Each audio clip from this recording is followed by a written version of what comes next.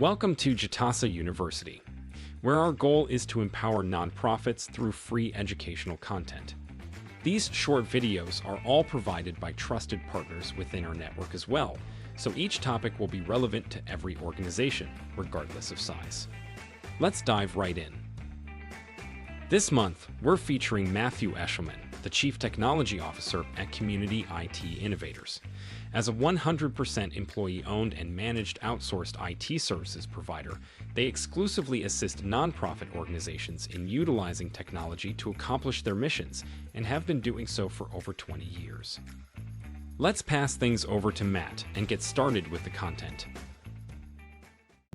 Great. Thanks for that introduction, and I'm looking forward to talking a little bit more about AI and some of the intersections with that and cybersecurity. So my name is Matt Eshleman. I'm the Chief Technology Officer at Community IT. I've been with Community IT actually for a little over 22 years, so it's been a long time working with a wide range of nonprofit organizations in a variety of different sectors, mostly in that small to mid-sized space. And it's great to get that perspective and variety of client experiences. So Community IT, we are actually an employee-owned company, and our mission is really to advance our client's mission through the effective use of technology. We are a 100% employee-owned company, which is great. Get to work with great clients and also have really great fellow employee owners. And we are recognized as one of the top 501 MSPs in the United States. And so that's an honor that we've received now for the last several years. And again, here last year in 2023.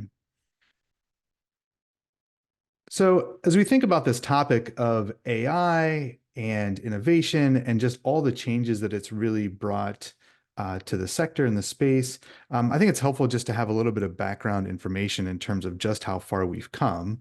On the one hand, the pursuit of artificial intelligence has been going on for decades. I mentioned that I've been at Community IT for 22 years. Before that, I was a computer science major. I had classes in AI. And so this area, this topic has been around for quite a while.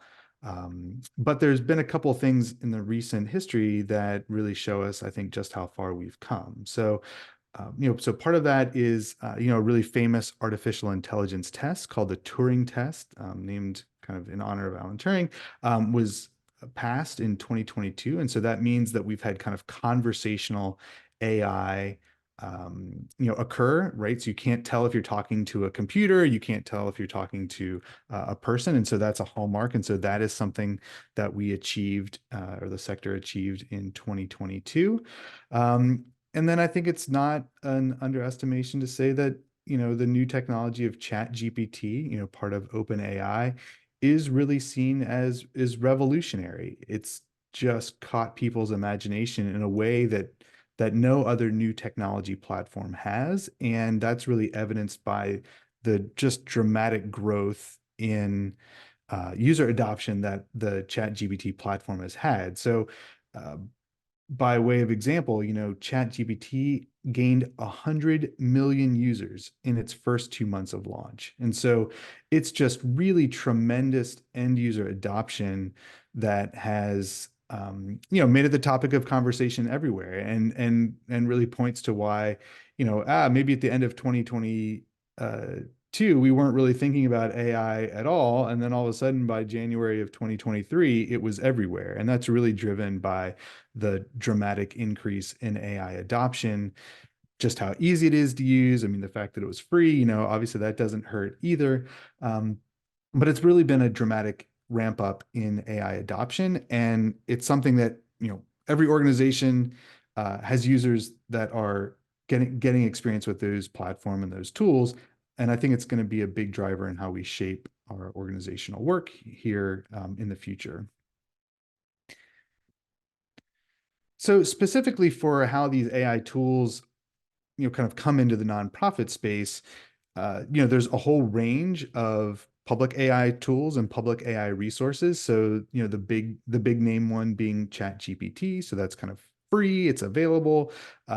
You can just go to the website and type in some prompts and get some responses right away. That's under the umbrella of open AI. Google has its own AI platform. That has now recently been rebranded as Gemini from, it used to be called Bard. And so again, there's lots of name changing in the space, but there's lots of tools that are available that are just kind of publicly available for organizations to get started, experiment with. That are kind of standalone. I think the other thing that we're seeing is that there's just a lot of AI or artificial intelligence being added into the tools and products that you are already using. So, for example, there's the Zoom AI assistant, right? You didn't necessarily have to sign up or do anything extra, but now the AI assistant is something that is just a plug-in and it's available. And I think it's something that organizations or companies are using to uh, provide additional features, additional engagement, make their product easier to use. And so we're seeing AI being adopted into the tools that we already have installed, and we're not necessarily desiring to go out and add new ones. There's certainly a whole set of AI tools that are geared towards, geared towards the enterprise or kind of specific product features that you can go out and pursue. And so for enterprise, that's looking a lot like Copilot in the Microsoft world.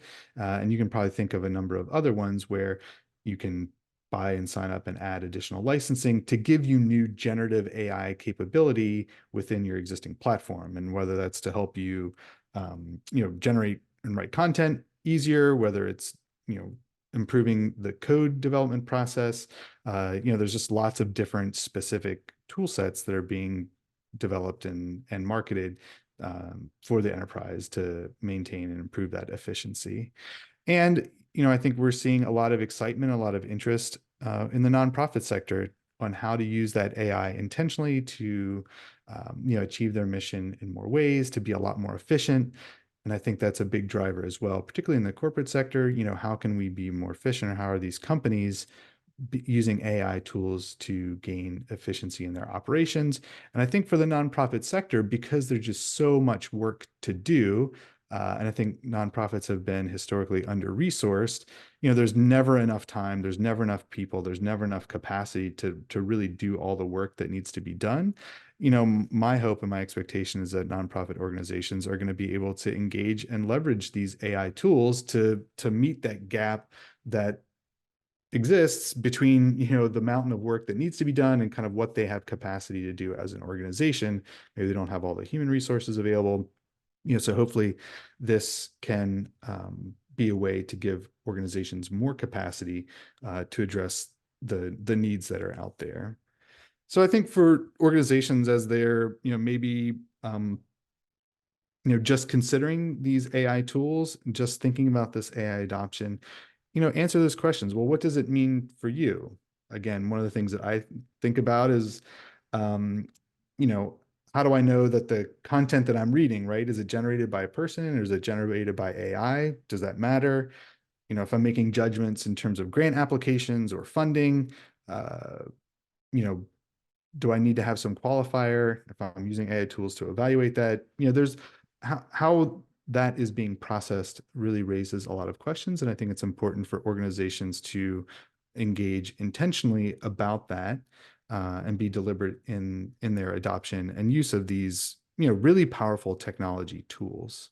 So in terms of, what's next in terms of adopting that, there's all these series of questions. What are those AI tools that nonprofits should consider this year and for the future?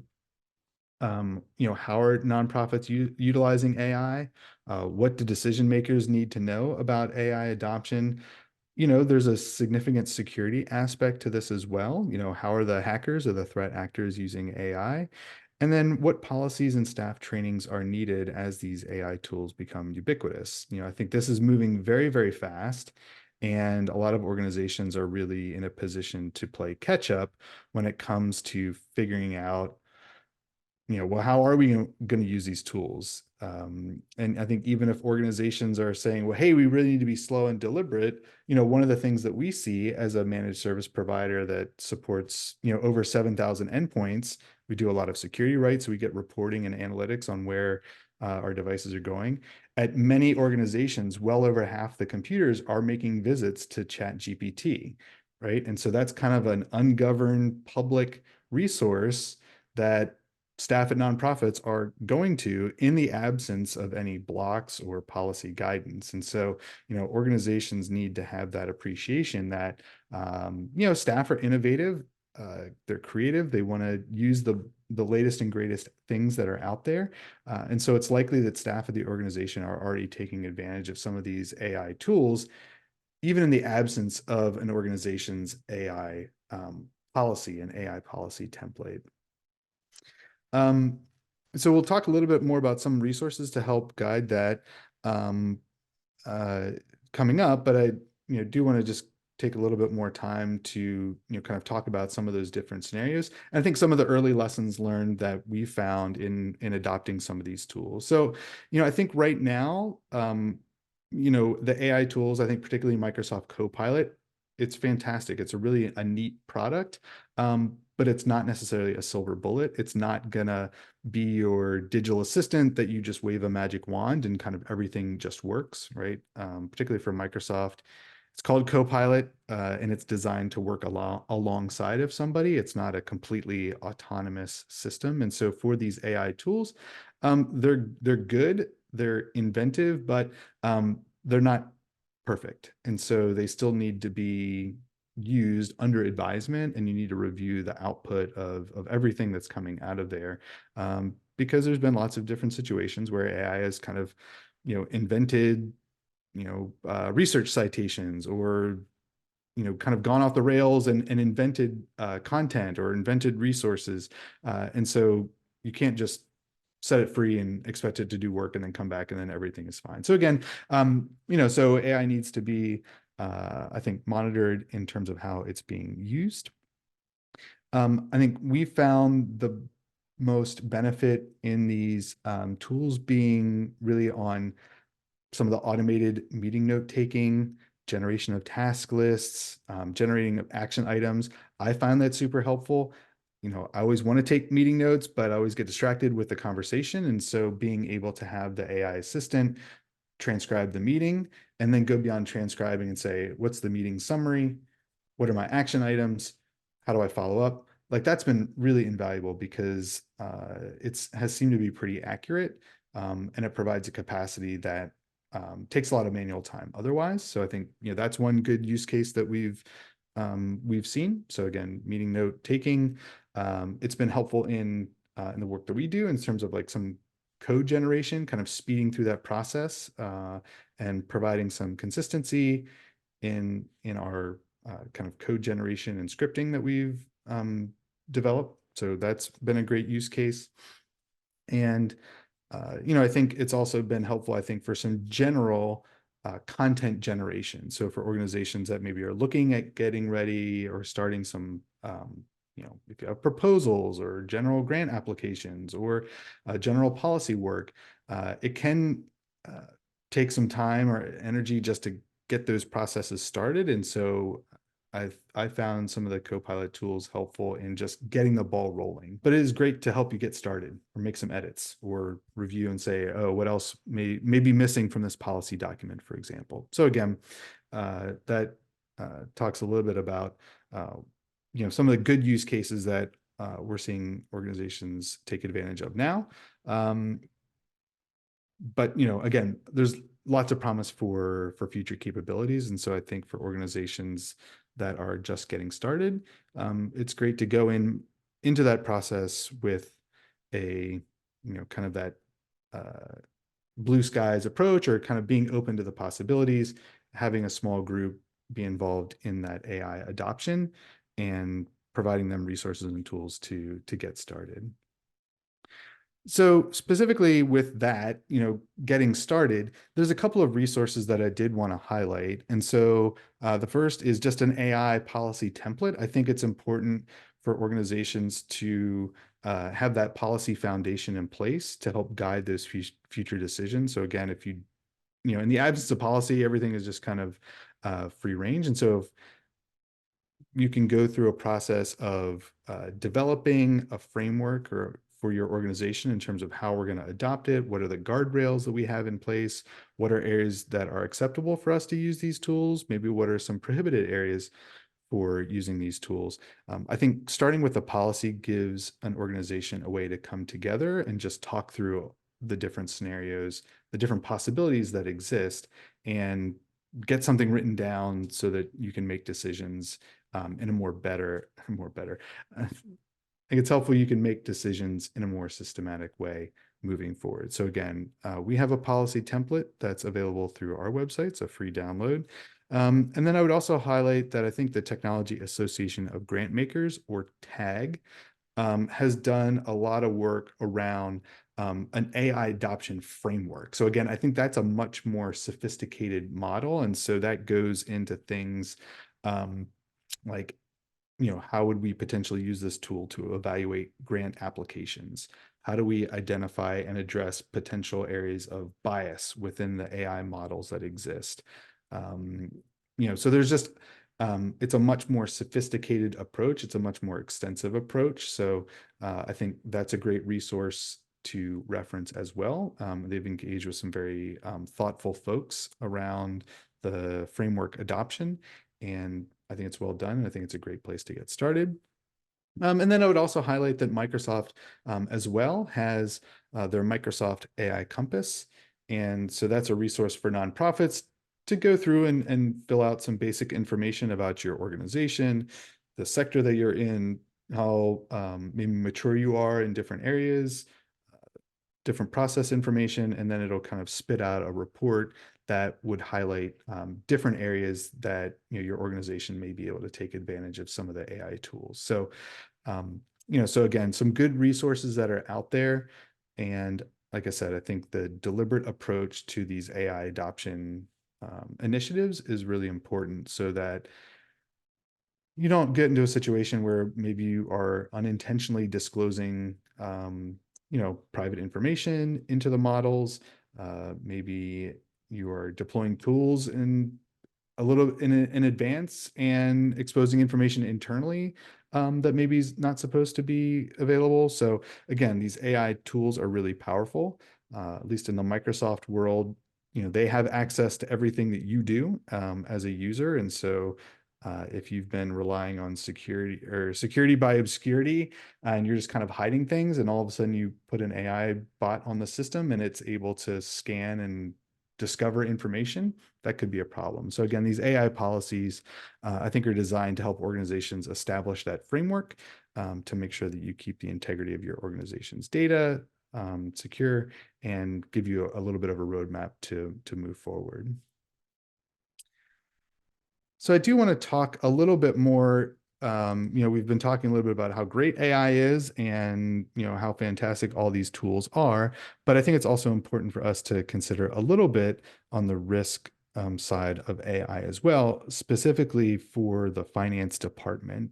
And the reason that I think it's important to include finance and security dimension to this is that, we're seeing continued rising levels of cybercrime. And I think it's important for organizations to understand that cybercrime, in the vast majority of cases, is financially motivated, right? It's a business, and there are threat actors that are in this to make money. And, the finance departments and the folks there are really targeted by cyber criminals because they have access to the organization's finance and banking information. And that's how these actors are, exploiting weaknesses in the system. So, the numbers are kind of staggering whenever we look at it. So consumers lost $10 billion to scams in 2023. So that's FTC data. So that is like, actual money out the door that folks were scammed out of last year.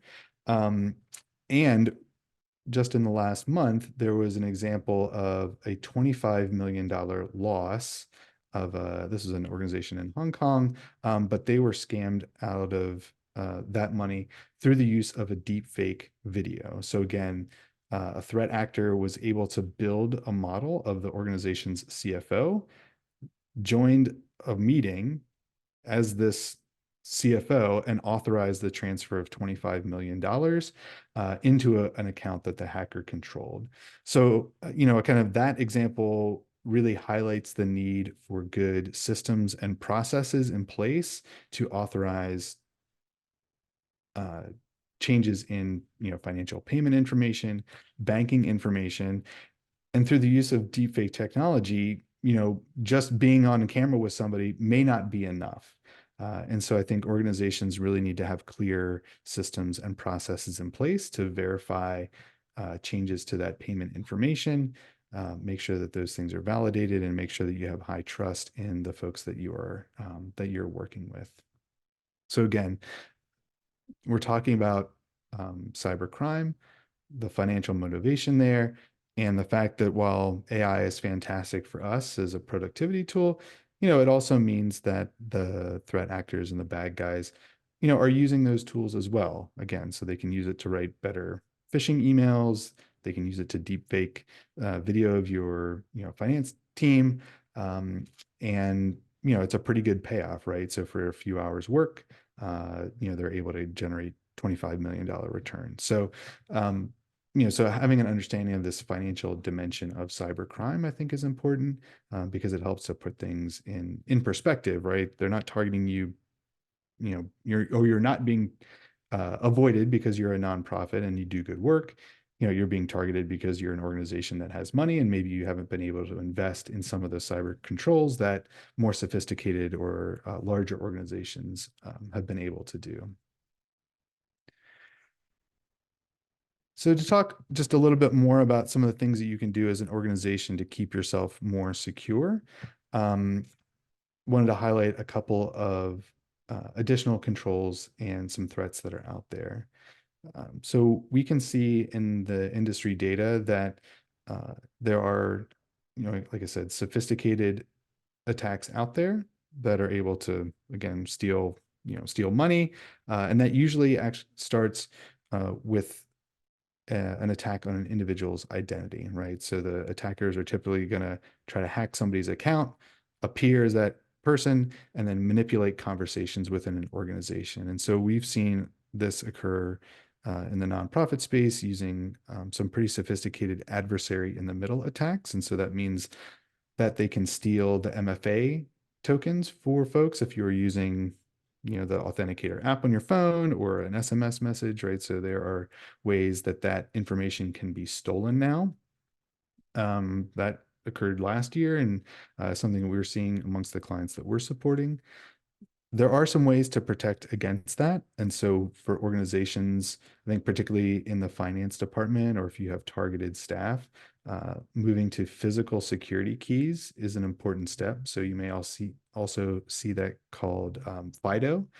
So physical security keys are a way to basically provide, hack-proof MFA methods. So again, a little physical token that you can plug into your computer and tap whenever you need to authenticate. So again, those are important transition steps that organizations can take to continue to raise the level of their protection, particularly I think in the finance department is where we see the most risk.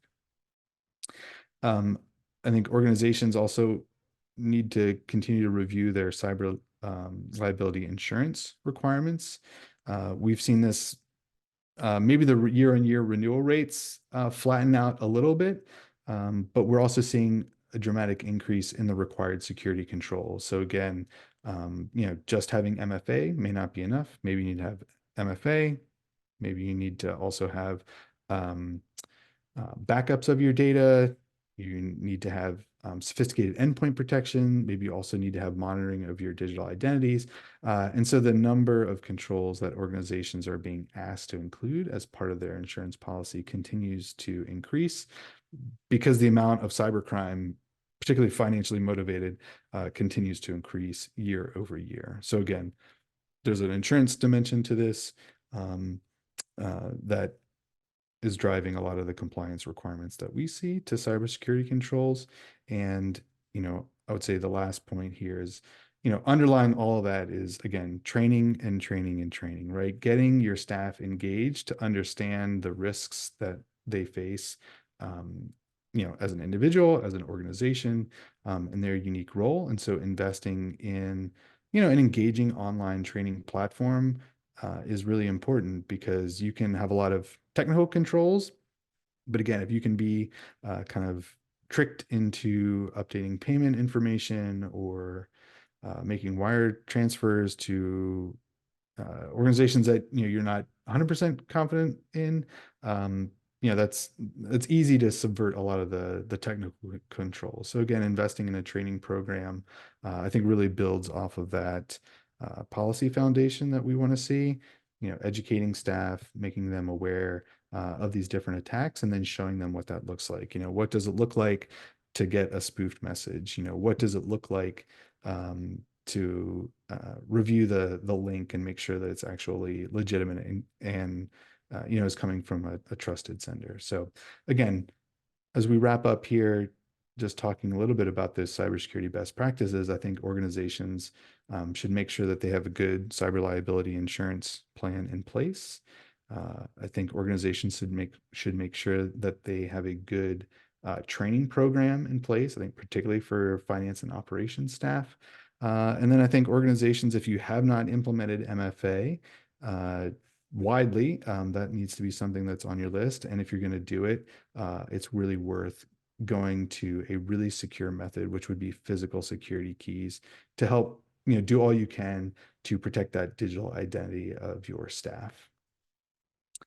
So I know that that's a lot, and we covered a lot on the topic of both AI and then how AI is intersecting and causing maybe some additional risk in the cyber world. But I want to thank you for your time, and I think we maybe have time for a few questions as part of that follow-up.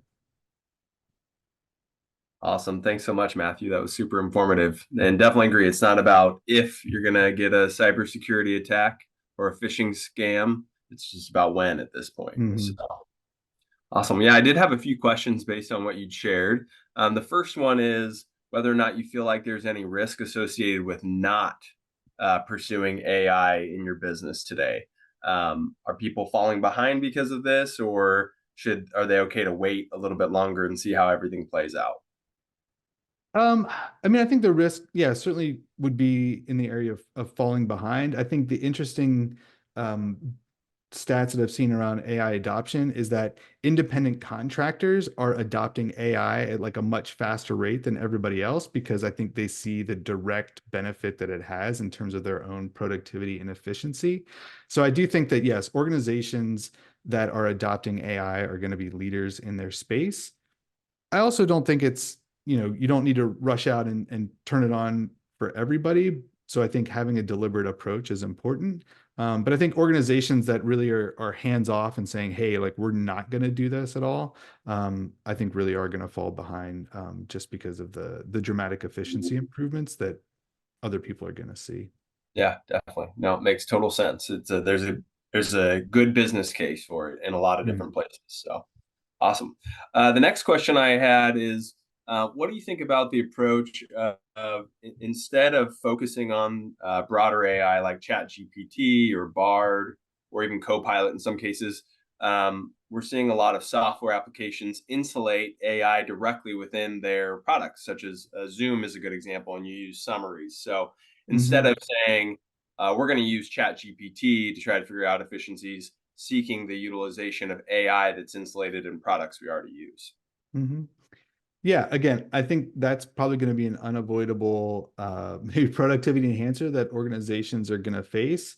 I think again from a policy standpoint, and I think from a disclosure standpoint, I do think it's important for organizations to kind of make that clear, like, hey, we're using AI Companion, we are going to record it, we're going to share it, and this is something that we're going to do as an organization. So I think again, having that policy framework in terms of how and where we're going to use AI and how we're going to disclose it, I think is important.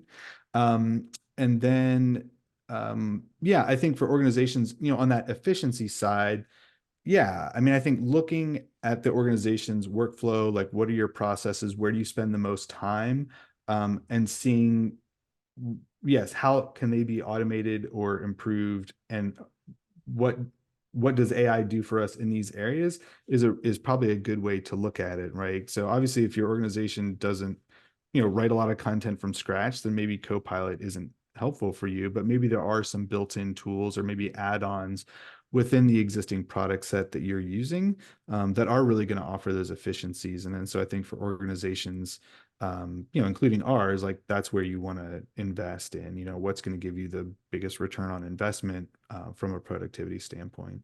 Yeah, awesome. Yeah, we've definitely found a lot of utilization in the Zoom summaries and then the takeaway, like the to-dos and takeaways, because Mhm. we would draft a full email and send those to our clients afterwards anyhow. Now that's Yeah. essentially partially drafted for us, which is great. So Yeah.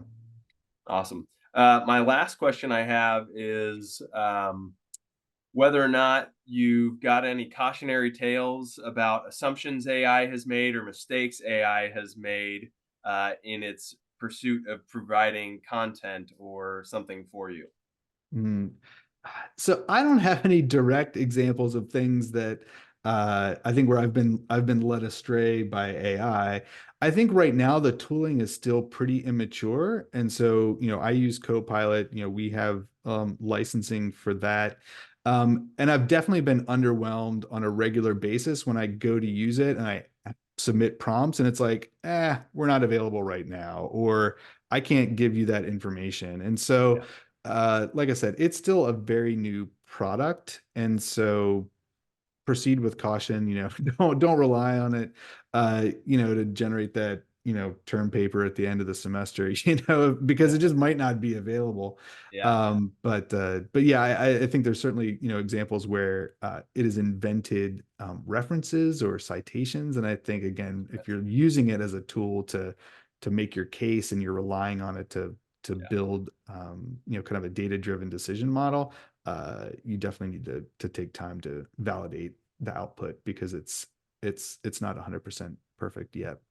Yeah, awesome. Yeah, no, I have one story that someone shared with me. They were asking it about old NFL football games, and they made reference to a player and said the player scored a touchdown in the game, and then the person went back and fact checked, and the player was on the injured reserve during that game. So it was weird that it had like created that somehow from its database. So yeah, definitely, I see it as a way.